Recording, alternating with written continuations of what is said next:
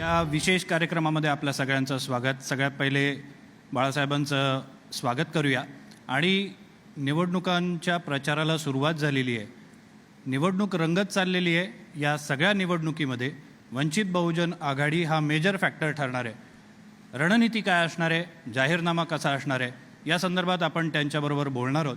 प्रकाश आंबेडकर हे शांत आणि संयमी व्यक्तिमत्व असलं तरी ते आक्रमकपणा सोडत नाहीत आणि आक्रमकपणे भूमिका देखील मांडताना ते कमी पडत नाही. आंबेडकर साहेब, तुमचं स्वागत आहे. सगळ्यात पहिला प्रश्न, आभारी की किंग मेकर ठरणार का वंचित बहुजन आघाडी? मी ह्या कन्सेप्टमध्ये कधी विश्वास ठेवत नाही किंग मेकरच्या.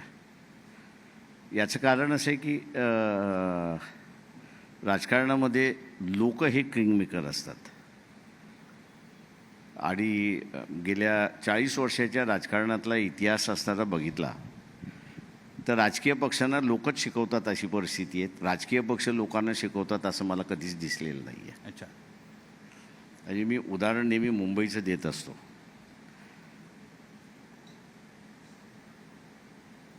मुंबईतल्या माणसाला सरकारची गरज आहे का? ते अजिबात गरज नाही. सरकारला मुंबईच्या माणसाची गरज आहे. तेव्हा आम जनतासुद्धा जी आहे ही आम जनता अगोदर बदलते आणि राजकीय पक्ष नंतर बदलतात अशी परिस्थिती आहे. त्याच्यामुळे लोक राजकीय पक्षांना शिकवतात असं मी त्या ठिकाणी मानत आलेलो आहे. आणि म्हणून राजकीय पक्ष हे जनतेपेक्षा पाठीमागे आहेत असं मी त्या ठिकाणी मानत आलेलो आहे. पण जर आपण राजकीय पट आत्ताचा बघितला तर प्रमुख लढाई ही 2 आघाड्यांमध्ये, महायुती, महाविकास आघाडी आणि वंचित बहुजन आघाडी हा एक महत्त्वाचा फॅक्टर आहे. पण या 2 आघाड्यांकडे बघताना, कारण याच्यात राष्ट्रीय पक्ष आहेत, इथले प्रादेशिक पक्ष आहेत, कोणाचं पारडं जड वाटतं आहे आणि या सगळ्या परिस्थितीमध्ये जे निकाल लागतील ते निकालानंतर काय चित्र आपल्याला बघायला मिळू शकतं? तुमचं आकलन काय सांगतं? मी एक नेहमी प्रिंट आणि इलेक्ट्रॉनिक मीडिया ह्यांना सांगत असतो की तुम्ही नेते निर्माण करण्याच्या प्रयत्नामध्ये जाऊ नका. तुम्ही फक्त असं रिपोर्टिंग करण्याच्या प्रयत्नामध्ये जा. गेल्या 8-10 दिवसामध्ये मी असं पाहतोय की इथे फक्त 2च आघाड्या आहेत. असंच तुमच्या चॅनल, सगळ्या चॅनलवर, म्हणजे मी कुठल्याही चॅनलला आरोप करतोय असं नाही, या 2च आघाड्या आहेत असं आपण त्या ठिकाणी बघताय. पण एक फॅक्ट आपल्याला सरळ सांगतो, आमच्या पक्षासकट सांगतो. आमच्या पक्षासकट काँग्रेस, NCP, दोन्ही NCP, दोन्ही शिवसेना यांना एकत्र केले आणि त्यांच्याकडे जेवढे कॅन्डिडेट मागण्यासाठी ॲप्लिकेशन्स आले असं आपण म्हणू, ते ॲप्लिकेशन आणि दुसऱ्या बाजूला जरांगेंकडे आलेले ॲप्लिकेशन आपण असं बघितले तर या सगळ्या पॉलिटिकल पार्टीच्या आमदार म्हणजे उमेदवारी मागणारे ॲप्लिकंट्स हे कमी आहेत आणि जरांगेकडे डबल आहेत अशी असणारी परिस्थिती आहे. अच्छा. त्याच्यामुळे असं तुम्ही जे दाखवताय फॅक्ट नाही आहे, मी म्हणेन फिक्शन आहे.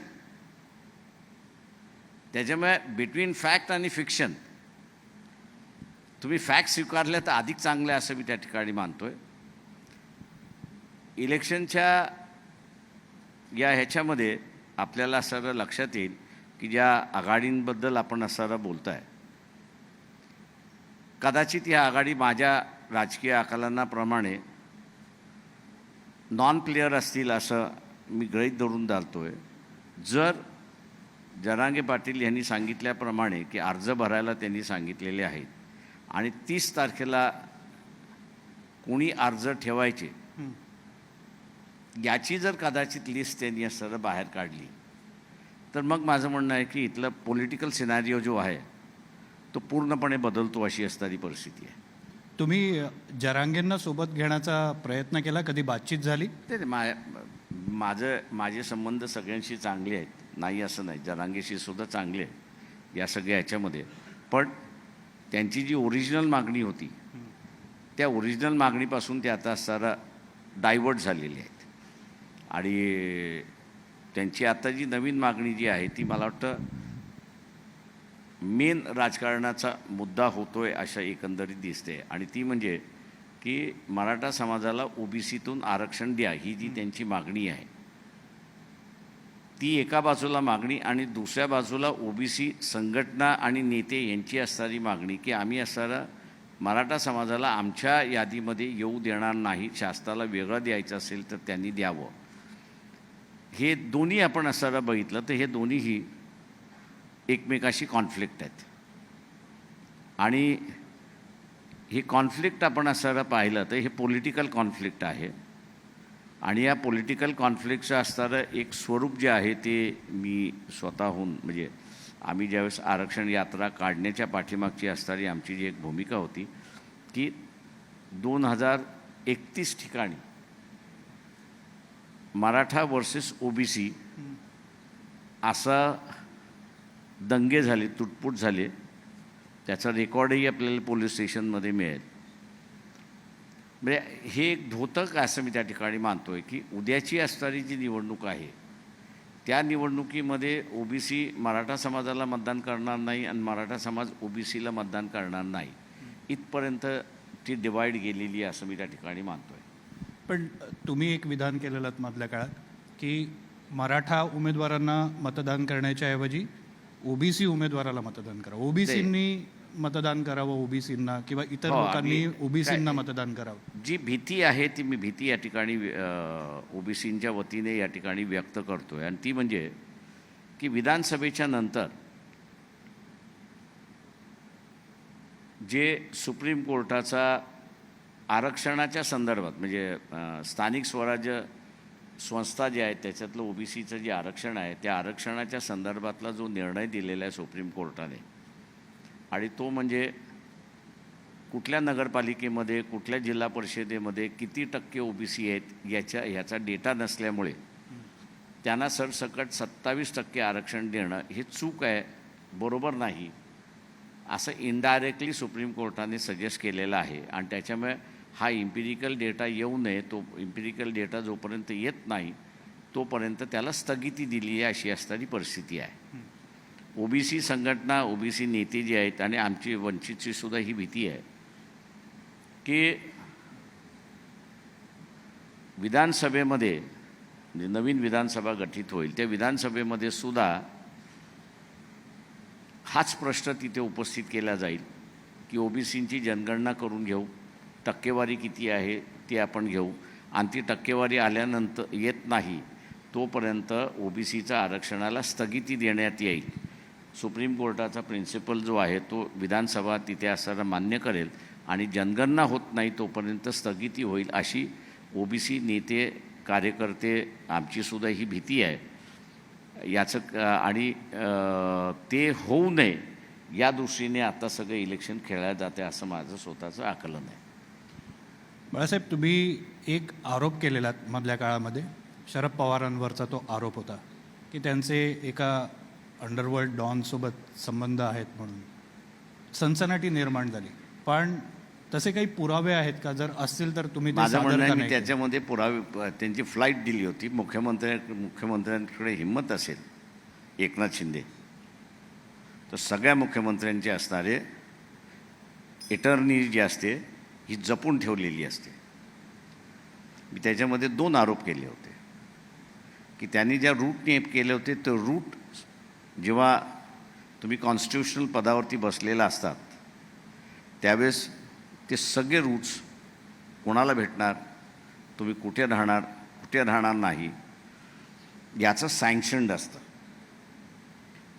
तेव्हा सँक्शन रूट आणि डायव्हर्ट रूट हा असेल तर त्याच्यामध्ये आला पाहिजे.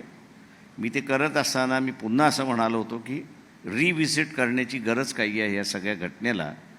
तर मला पुन्हा 1990 आणि 2000 जी परिस्थिती मुंबईमधली होती महाराष्ट्रामधली होती ती रिव्हिजिट होताना दिसते. आणि माझ्या 3-4 दिवसाच्या स्टेटमेंटनंतर दिल्लीमध्ये असणारा ब्लास्ट झाला. दुर्दैवाने त्या ब्लास्टच्या संदर्भातली भारतीय जनता पक्षाने लोकांना माहितीही दिली नाही की त्याच्यामध्ये व्हॉट मटेरियल वापरण्यात आलं होतं.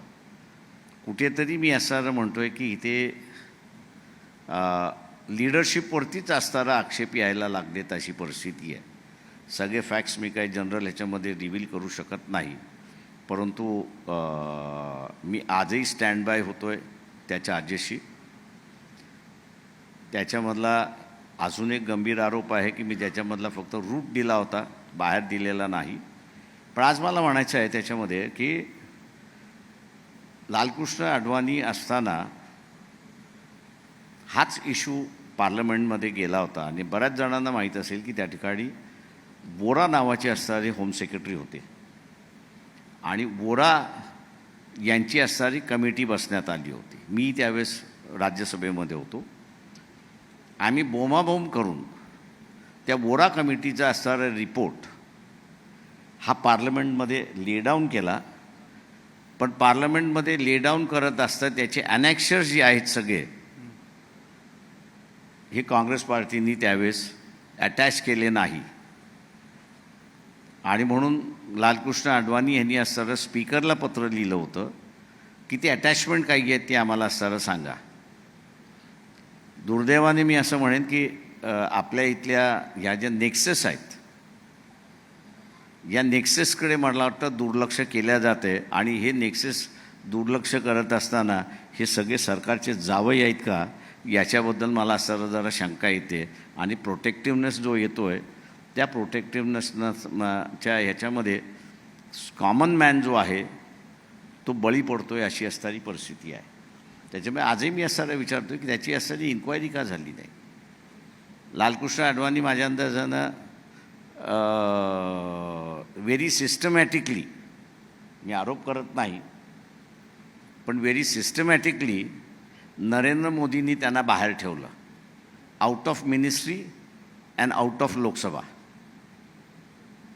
आता ते वोरा कमिटी आणि त्याचा काही संबंध आहे का की 70 वर्षाचा असताना येणं. कारण का मला त्यावेळेस माहिती आहे की मी सभागृह होतो म्हणून मी अधिकृतरित्याने सांगू शकतो. Advani was very aggressive, Murli Manohar Joshi was very aggressive. त्याच्यानंतर आपले महाराष्ट्रातले असणारे या ठिकाणचे प्रमोद महाजन हे सुद्धा एग्रेसिव्हली होते. तेव्हा या सगळ्या मंडळींना आपण असं बघत असाल की नंतरच्या पिरियडमध्ये ज्यावेळेस फुल फ्लेज पॉवर आलं त्या फुल फ्लेज पॉवर आल्यानंतर या सगळ्यांना बाहेर ठेवण्यात आलं अशी असणारी परिस्थिती आहे. त्याच्यामुळे नेमकं काय आहे हे कळायला मार्ग नाही अशी परिस्थिती आहे. तुम्ही भाजप नेत्यांचा उल्लेख केलात. आणखी एक तुमचं विधान सध्या चर्चेमध्ये आहे की उद्धव ठाकरे आणि भाजप यांची मीटिंग झाली आणि निवडणुकीनंतर पुन्हा एकदा उद्धव ठाकरेंची शिवसेना आणि भाजप हे एकत्र येतील. ते आमच्या पक्षात जे असणारे सिद्धार्थ मोकळे बसलेले आहेत त्यांनी ती असणारं माहिती दिली होती आणि ती फॅक्च्युअल आहे एवढं मी फक्त सांगितलं. फॅक्च्युअल आहे. पण असं चित्र बदललेलं आपल्याला बघायला मिळेल. मी आत्ता असणारं जे बघतोय ते माझ्या अंदाजानं एक डिबॉचरस राजकारण सुरुवात झाले अशी असणारी परिस्थिती आहे. आणि मी डिबॉचरस ह्याच्यासाठी म्हणतोय की नेते आणि त्यांचं कुटुंब असे बऱ्याच ठिकाणी अडकलेले आहेत आणि ते अडकले असल्यामुळे आर्म ट्विस्टिंग ज्याला आपण असणारा म्हणतो त्या आर्म ट्विस्टिंगला हे बळी पडतात. म्हणजे मी ह्या सगळ्या नेत्यांना एकदा असताना म्हणालो होतो की राजकारणामध्ये नागडं व्हायची वेळ आली तरी आपण झालं पाहिजे. कशासाठी तर आपल्यासाठी नाही तर आपण लोकांसाठी. म्हणजे जे आर्म ट्विस्टिंग करतात, ज्या इश्यूवरती आर्म ट्विस्टिंग करतात, एक्सेप्ट करा आणि लोकांना सांगा मी असा आहे, तुम्हाला मान्य करायचं असेल तर मान्य करा, नसेल मान्य करायचं असेल तर आय विल रिटायर. पण दुर्दैवाने आपलं कॅरेक्टर हे अत्यंत स्वच्छ आहे, डागाळलेलं नाही आणि म्हणून झाकण्याचा जो भाग येतो त्या झाकण्याच्या भागामधून असणारं आर्म ट्विस्टिंग राजकारणामध्ये सुरुवात होत आहे आणि ते आता चालू झालं असं मी त्या ठिकाणी मानतो आहे. आणि ते भारतीय राजकारणाला आणि लोकांना उपयोगाचं नाही, सोयीचं नाही आणि बऱ्याच गोष्टी आपण असं कन्सीड करतोय अशी असणारी परिस्थिती आहे. ज्या आपल्या कुठल्याही चॅनलमध्ये नरेंद्र मोदी जगभर फिरले, त्याच्यातनं नॅरेटिव्ह एकच आला की जगाचा नेता, म्हणजे भारताचा नेता राहून ते आता जगाचे नेते. पण त्यांच्या ह्या ज्या सगळ्या फिरण्याचं जे आहे किंवा ज्या ज्या देशांना भेटून आले, त्या देशाचे आणि तुमचे संबंध काय? तर उदाहरण द्यायचं झालं तर कॅनडा, US आणि इंडिया हे आता आहेत लॉगरहेड्स आहेत. दुसऱ्या बाजूला मिडल ईस्टसारख्या ह्याच्यामध्ये कॅबिनेट सेक्रेटरीची भूमिका वेगळी येते, कारण का तो कॅबिनेट डिसिजन होता, आणि पंतप्रधान ह्याची व्यक्तिगत भूमिका वेगळी येते. तेव्हा कॉन्फ्लिक्टिंग सिग्नल्स सांगण्याची असणारी जी व्यवस्था आहे, त्यातून मला वाटतं असताना आपण बऱ्याच ठिकाणी अडचणीत आलेलो आहे.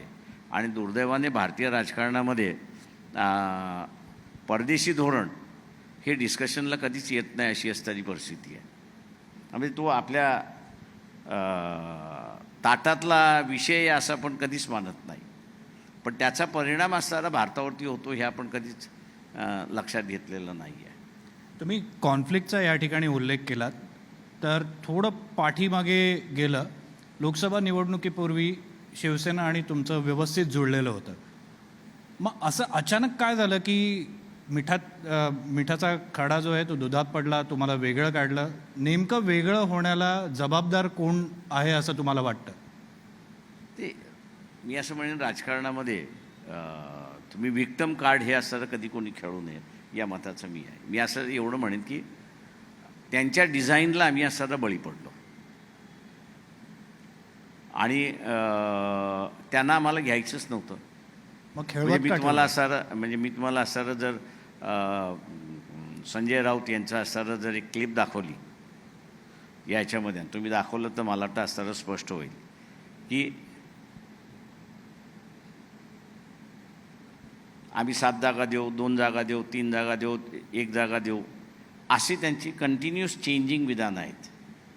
आणि आम्ही असं 1-2 प्रेस कॉन्फरन्स, तुम्ही नेमकं किती देणार आहात तेवढं असताना सांगा. तुम्ही लिहून पण मागितलेलं? आम्ही लिहून पण मागितलं, किती देणार आहात ते तुम्ही असताना सांगा. ते आमच्याशी बोलण्याच्या ऐवजी ते असताना पब्लिकशी बोलत राहिले ते ह्याच्यामध्ये.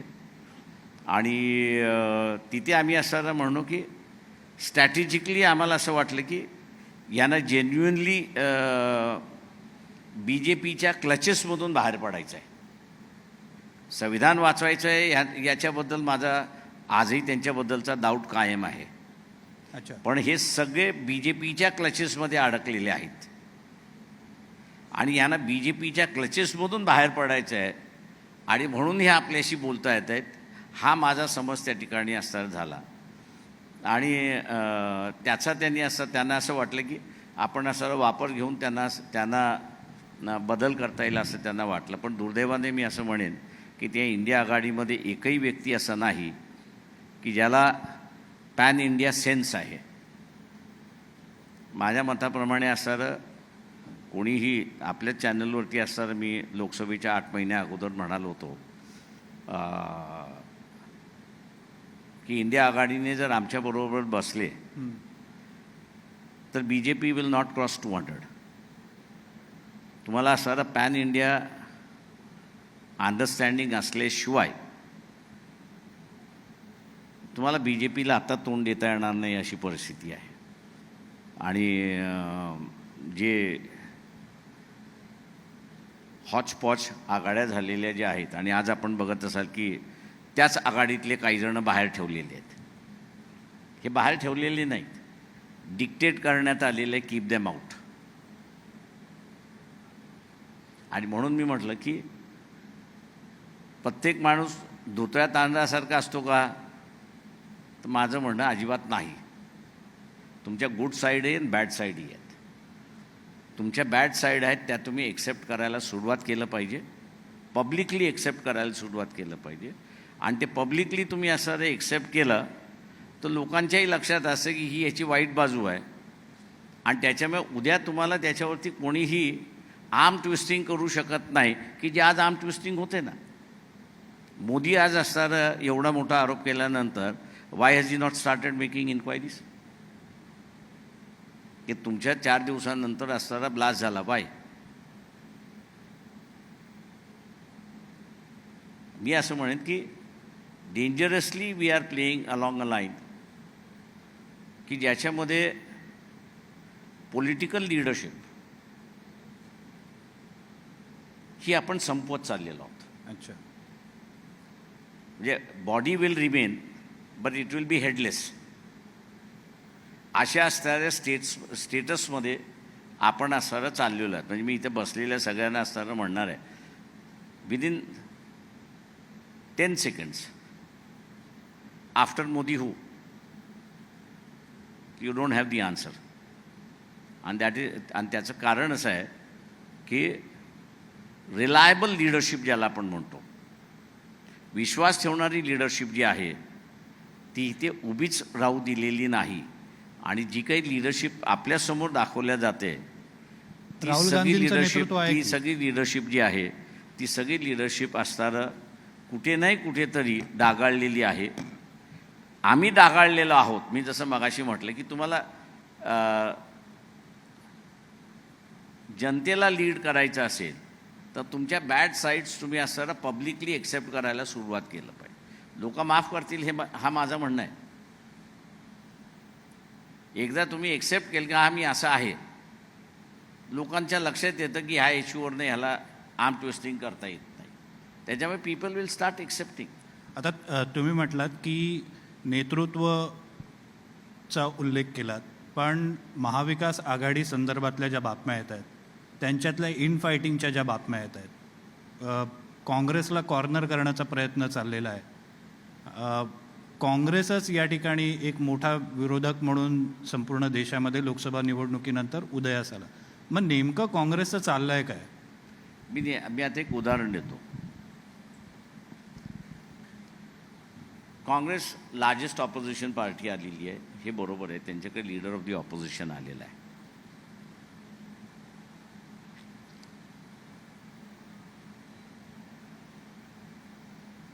भारत जे आहे हे रशियाचं क्रूड ऑइल हे युरोपमध्ये प्रचंड मोठ्या प्रमाणात सेल करते आणि त्याच्यामुळे भारताला फायनान्शियल स्टेबिलिटी आली.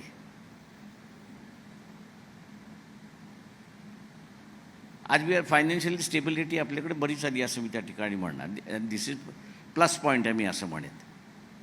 ऑपोजिशन पार्टीने हे विचारलं का नाही की बा तुम्हाला economic stability through crude oil Russia तुमच्याकडे आल्यानंतर तुम्ही युक्रेनकडे का गेलात? Prime minister why did he visit Ukraine? एवढा तरी साधा प्रश्न विचारावा. तुम्ही मध्यस्थी करा.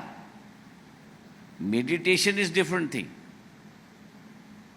पण तुम्ही युक्रेनला तुमचं प्राईम मिनिस्टर ज्यावेळेस जातो त्यावेळेस there is a conflicting signal in the sense की तुम्ही शिफ्ट झालात की काय? तुमचं असणारं अमेरिका तुमचं असणारं जवळचं झालं काय? बरं, ते शिफ्टसाठी झालं असेल तर मी म्हणत ठीक आहे, एक्सेप्टेबल आहे. फॉरेन पॉलिसीमध्ये चेंज झाला, which is good for the country. पण तो चेंज झाल्यानंतर आपण 15 दिवसामध्ये काय बघतोय? 15 दिवसामध्ये आपण असं बघतोय की भारताचा national security adviser is an accused in the American court. कॅनडाच्या इश्यूवरती अमेरिका म्हणते की आम्ही कॅनडाबरोबर आहोत, इंडिया शुड रिप्लाय. म्हणजे नादर रशिया तुमचा मित्र राहिला ना अमेरिका तुमचा मित्र झाला. एवढा मोठा इश्यू असताना the opposition party is lacking, उचलायलाच तयार नाही आहे. पण त्याच्यामुळे तुम्ही असं म्हणाल की ऑपोजिशन पार्टी आहे ही. मी असं म्हणेन they are of the same side of the coin. दुसरं काहीच नाही आहे. There is no opposition. नाही आहे, बिलकुल नाही आहे. पण महाराष्ट्रात जी परिस्थिती निर्माण झाली आहे आणि राष्ट्रवादी काँग्रेस आणि शिवसेना ज्या पद्धतीनं काँग्रेसला कॉर्नर करण्याचा प्रयत्न करते, कशाबद्दल? सीट शेअरिंगबद्दल. तर सीट शेअरिंग थोडी ऑपोजिशन होतं. हे असताना मी एवढंच म्हणतो की ह्या जे मराठा थाली जी आहे, मराठा खानावळ जी आहे, त्या मराठा खानावळमधलं बिस्मिल्ला जो होतो मुसलमानांमधला तशा पद्धतीने त्यांचं चाललं आहे आणि माझ्याकडे किती ओरबडायचं हे चाललेलं आहे त्याच्यामुळे ही मराठा खानावळ आहे, त्याच्यावर दुसरं कोणाला चान्स नाही आहे त्याच्यामध्ये. ते आपसामध्येच ताटातलं किती ओढायचं हे भांडण चाललेलं आहे, तेव्हा ती ऑपोजिशन भांडण आहे असं मी मानत नाही. वंचित बहुजन आघाडी या निवडणुकीला सामोरं जाताना एक प्रमुख मुद्दा कोणता असेल की जो प्रॉमिनंटली घेऊन जाण्याचा प्रयत्न करते, लोकांना कन्व्हिन्स करण्याचा प्रयत्न करते आणि तो जातीपातीच्या पलीकडे जाऊन कन्व्हिन्स करण्याचा प्रयत्न करते की यासाठी आम्हाला वोट करा, तो मुद्दा कोणता नाही, असेल? आम्ही असं आहे की या देशामध्ये असं सांगितलं जाते की एम्प्लॉयमेंट क्रिएट केलं जाऊ शकतच नाही आणि देर इज नो पॉसिबिलिटी आहे. मी असं म्हणतोय की जी अनएक्सप्लोर्ड सेक्टर जे आहे ते unexplored sector is agro industry, processing industry, आणि तीही मोठी इंडस्ट्री नाही तर medium size small size industry. हा तुम्ही असा प्रोसेसिंग सुरुवात केला तर ग्रामीण भागामध्ये तुम्ही ग्रामीण भागातलं एंटरप्रिन्युअर हे असताना सुरुवात करू शकता. आणि ह्या एंटरप्रिन्युअर क्लास जो आहे या एंटरप्रिन्युअर क्लासला सरकारने सरळ हाताने सबसिडाईज करून त्याला इंडस्ट्री उभी करण्याचा प्रयत्न करावा आणि मार्केटिंग करण्यासाठी जे काही गव्हर्मेंट ऑफ महाराष्ट्राचे जे हँड्स आहेत त्याला त्यांनी असं वापरलं तर मी असं सरळ म्हणतो की 2-2.5 लाख एम्प्लॉयमेंट तुम्ही सरळ असताना त्या सर्व्हिस सेक्टरमध्ये क्रिएट करू शकता. दुसरं इथलं असताना एन्व्हायरमेंट आता असताना फार मोठा इश्यू झालेला आहे. फॉसिल फ्यूल याला असताना विरोध त्या ठिकाणी वापरण्याच्या याला विरोध होत चाललेला आहे. सोलर एनर्जी, विंड एनर्जी, मी त्याचं चेअरमन असल्यामुळे मला कॅपॅसिटी किती आहे ही मला माहिती आहे. त्याच्यामुळे तो एक सेक्टर आहे की ज्याच्यामध्ये तुम्ही असताना आज मोठ्या प्रमाणात असताना हे करू शकता. आणि अगेन त्याचा मेंटेनन्स, त्याचं इरेक्शन या सगळ्या याच्यामध्ये तुम्हाला फक्त पुन्हा असणारं एम्प्लॉयमेंट, त्याच्यानंतर पॅनल्स निर्माण करणं, हे जनरेशन करणं, गव्हर्मेंट इनिशिएटिव्ह गव्हर्मेंटने घेतला तर इथे एम्प्लॉयमेंट हे तुम्ही असं क्रिएट करू शकता. रुरल एम्प्लॉयमेंट हा एक त्याच्यातला भाग झाला. दुसरा मला वाटतं आपण असं जगाची डेमोग्राफी ही असं बघत नाही तशी असणारी परिस्थिती आहे. जगामधली परिस्थिती अशी आलेली आहे की there is more older age person than the younger age person. अनेक ठिकाणी माझ्या अंदाजानं मी आत्ताचे मंत्री जे आहेत केसरकर ह्यांना असताना एकदा एक्सप्लोअर करायला सांगितलं होतं आणि त्यांनी एक्सप्लोअर केला येतो त्याच्यामध्ये की गव्हर्मेंट टू गव्हर्मेंट कॉन्टॅक्ट. कारण का मी युरोपला आत्ता तर जात नाही पण पूर्वी बऱ्याच वेळा जात होतो आणि त्या युरोपियन ह्यांच्यामध्ये असणारा एक फार मोठी भीती आहे. युनायटेड नेशन्सच्या आम्ही कॉन्फरन्सला जात होतो त्यावेळेस असताना तिथे ती भीती आम्हाला दिसत होती की, आणि ती भीती अशी होती की migrants should not rule our next generation. आणि म्हणून ते इन्श्युअर करत होते की जो कोणी आला तो बाहेर जाईल म्हणून असताना he will not stabilise there. तेव्हा ही भीती लक्षात घेत असताना आणि देर इज ह्यूज पोटेन्शियल की तुम्ही सर्व्हिस सेक्टर म्हणा किंवा इतर सेक्टर ह्याच्यामध्ये तुम्ही एम्प्लॉयमेंट करू शकता. आणि मी असं म्हणेन की महाराष्ट्रातला मराठी माणूस is better place in the world. म्हणजे त्याची एक्सेप्टेबिलिटी जी आहे ही मोठी आहे. म्हणजे सदर्न स्टेट्समधल्या ह्याच्यामध्ये महाराष्ट्र इज बेटर प्लेस असं मी म्हणतो. मला एक जे दिसलं त्याच्यामध्ये की नॉर्दर्न स्टेट्समधली इंडियन्स जे आहेत यांची तेवढी एक्सेप्टेबिलिटी नाही अशी असणारी परिस्थिती आहे. तेव्हा मी असं म्हणतो की Maharashtra is much better place या सगळ्या ह्याच्यामध्ये की ज्या नेशन्सना सर्व्हिस सेक्टरमध्ये माणसं नाही आहेत त्यांच्याबरोबर तुम्ही असा MOU साईन केला की आफ्टर 10 years ती लोक आम्ही सगळी असताना भारतामध्ये परत घेऊ, नवीन आम्ही असताना पाठवू त्या सगळ्या ह्याच्यामध्ये. तर माझ्या अंदाजाने त्याला there is a huge employment आहे. आणि दुर्दैवाने मी असं म्हणेन की आत्ताची असणारी जी काही लीडरशिप जी आहे, या लीडरशिपचे मी असं मानतो आहे की मर्यादा नाही, पण आपली हेजमनी संपू नये यासाठी मराठी शब्दामध्ये म्हणायचं झालं तर उंबरठे झिजवणारा समूह असा जर असेल तर आपली हेजमनी ही असताना कायम राहते. ह्या एका हेतूसाठी मला वाटतं महाराष्ट्राचं डेव्हलपमेंट जे आहे ते स्टॅग्नंट केले अशी परिस्थिती आहे. म्हणजे आणि एक त्याच्यामध्ये मी नेहमी म्हणत असतो की make in India and made in India. Make in India ही मगर्सची ची संस्कृती आहे असं मी त्या ठिकाणी मानतो. आणि मेक इन इंडिया जो आहे तो इथला असणारा क्रिएटिव्हिटी जो आहे त्याची असणारी ही संस्कृती आहे. आणि दुर्दैवाने या देशामधली क्रिएटिव्हिटी कल्चर जे आहे हे कुठेतरी मारल्या जाते आणि त्याला रेकग्नाईज केल्या जात नाही अशी असणारी परिस्थिती आहे. हे मी एक उदाहरण म्हणून देतो की माझ्याकडे एक अत्यंत अटल बिहारी वाजपेयी असताना एक अत्यंत सेन्सिटिव्ह इश्यू त्यांनी पार्लमेंट मेंबर असल्यामुळे ते म्हटले 1 मॅन कमिशन आहात तुम्ही एक्झामिन करा आणि मला असणारं सांगा. तो एक्झामिन करून मी असं दिलं होतं आणि त्याच्यामध्ये मी एक सजेशन त्याच्यामध्ये दिलं होतं. आणि मी सजेशन असं दिलं होतं की हे जे मेक इन इंडिया मेंटॅलिटी जो आहे आणि मेड इन इंडिया अशी जी मेंटॅलिटी जी आहेत यांचं म्हटलं होतं कुठल्याही प्रोजेक्टमध्ये फ्युजन झालं पाहिजे.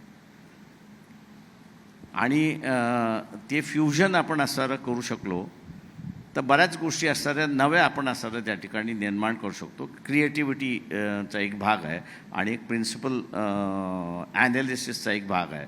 त्याच्यामुळे हे दोघं एकत्र आपण केले तर त्याला असणारं बरंच आपण हे करू शकतो अशी परिस्थिती आहे.